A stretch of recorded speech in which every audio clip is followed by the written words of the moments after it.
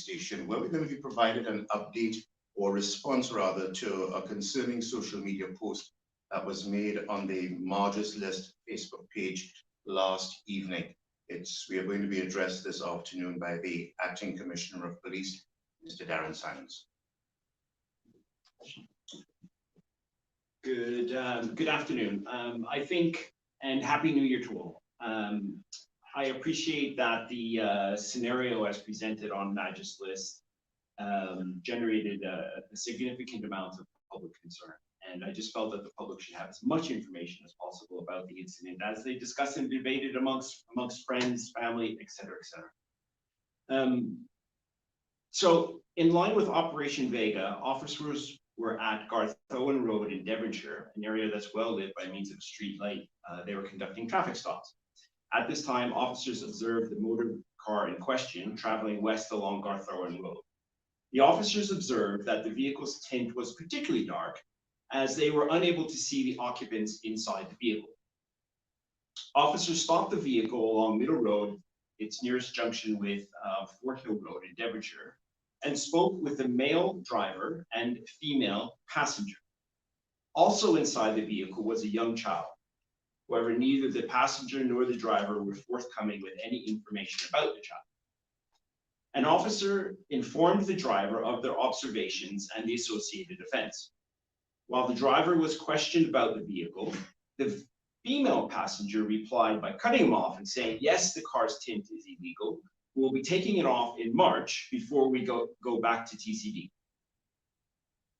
During my review of the body-worn video, the female also gave an indication that she'd previously been warned and asked why the same thing couldn't be done again or just be given some tickets. The vehicle was impounded and transported to police impound to be examined by TCD officials. Once it was determined that the vehicle would be impounded, officers offered to provide transport to the occupants of the vehicle. They refused on the grounds that they were unwilling to sit with their baby in the canine vehicle. Later, an offer was made to give them a lift in an unmarked police car. That offer was also refused.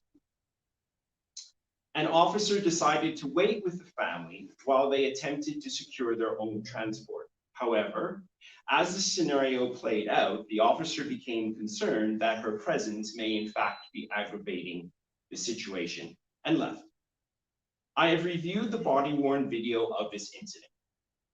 I am satisfied that our officers handled themselves professionally, courteously, and empathetically in dealing with this matter. I am satisfied that having regard for the totality of the circumstances, the decision to impound the vehicle was appropriate in the circumstances. I am satisfied that officers made every effort to assist the young couple and their infant, but that assistance was repeatedly declined.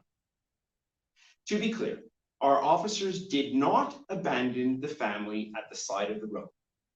And despite the male driver of the vehicle being opposed to it, an officer remained with them, trying to provide assistance.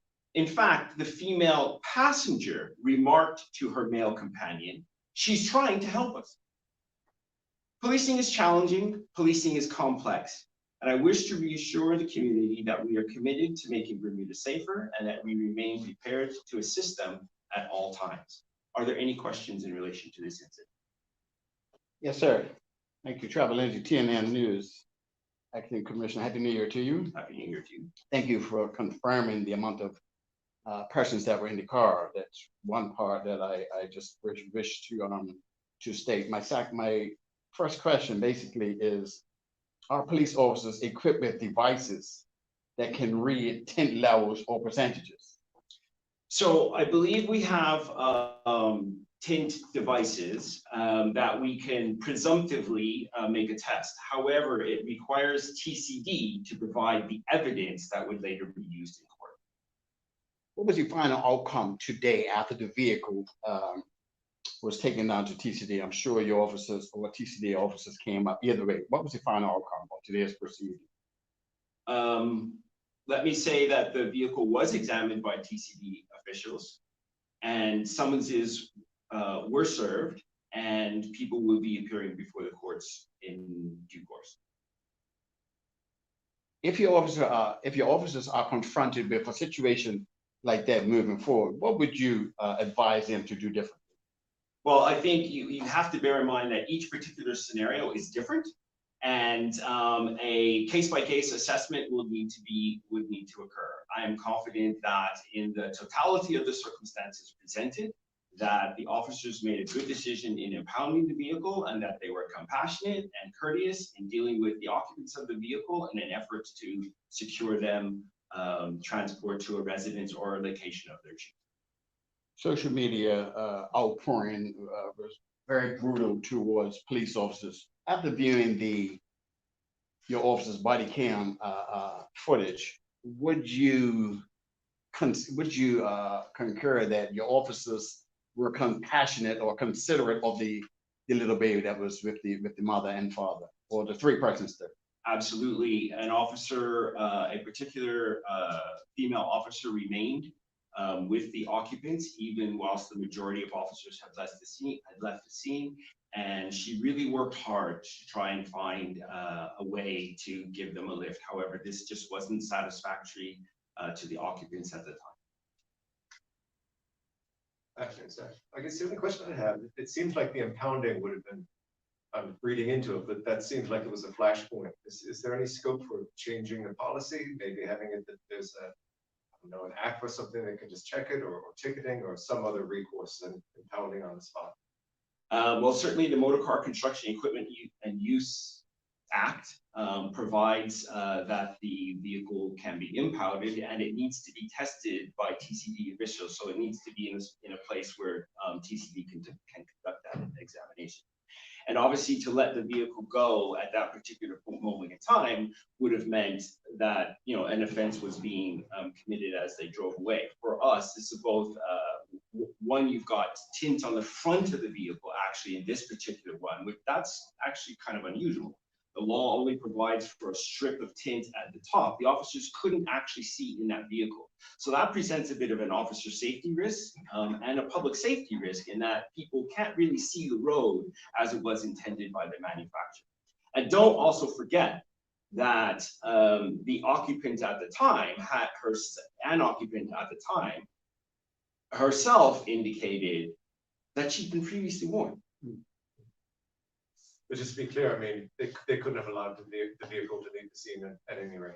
Officers can exercise discretion in particular circumstances, but I want to reiterate that I'm satisfied in the totality of the circumstances that the officers made a good decision at that time. And whilst they were dealing with the vehicle, they were empathetic and courteous to the occupants in offering them repeatedly a ride, to which they declined.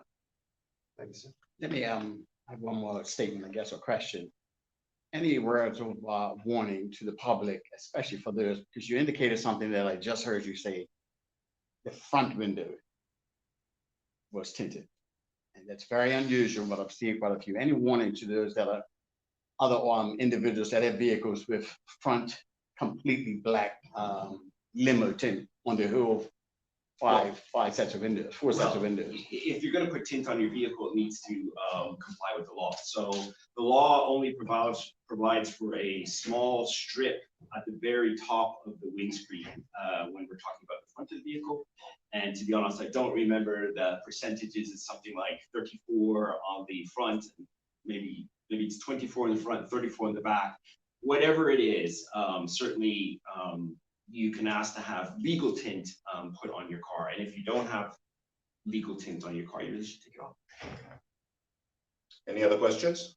I guess the helpful one might be, say I've got a vehicle, I hear this, I'm concerned that I might be breaking the law. Can I just go to TCD and have it checked and tested?